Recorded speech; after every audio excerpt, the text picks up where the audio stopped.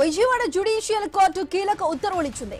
Sai Krishna missing కేసులో CCTV footage భద్రపరచాలని ఆదేశించింది. CCTV footage తో పాటు కాల్ డేటాను కూడా భద్రపరచాలని తెలిపింది. సాయి కృష్ణ తల్లి విజయలక్ష్మి దాఖలు చేసిన పిటిషన్ పై విచారించి ఉత్తర్వులు జారీ చేసింది న్యాయస్థానం.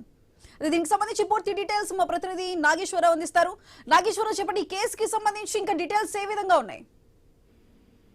ఏదైతే విజయవాడలో సంచలనం రేపుతున్న సాయి కృష్ణ మిస్సింగ్ కేసులో కీలక పరిణామం చోటు చేసుకుందని అయితే చెప్పొచ్చు. ఈ కేసుకు సంబంధించిన ఏదైతే సాక్ష్యాధారాలు పరిరక్షించే దాఖలపై పిటిషన్ ను విచారించిన విజయవాడ రెండో అదనపు కోర్టుకు దీనికి సంబంధించి అయితే ఒక కీలక తీర్పు అయితే వెలువరించింది.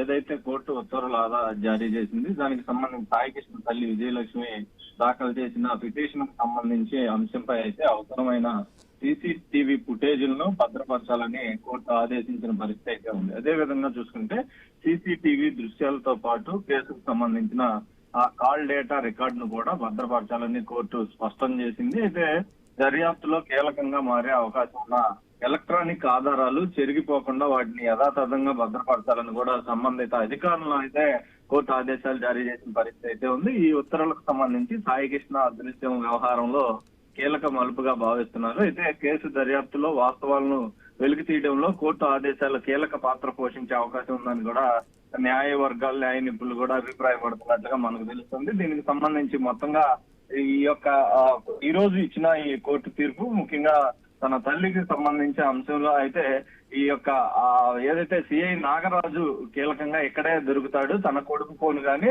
తనకు ఫోన్ సంబంధించిన గానీ సీసీ కెమెరాలు గానీ మొత్తంగా వీటిల్లోనే దొరుకుతాడు అనే అభిప్రాయం అయితే ఆమె కూడా ఏదైతే సాయి కృష్ణ తల్లి కూడా వ్యక్తం చేస్తున్న పరిస్థితి అయితే ఉంది.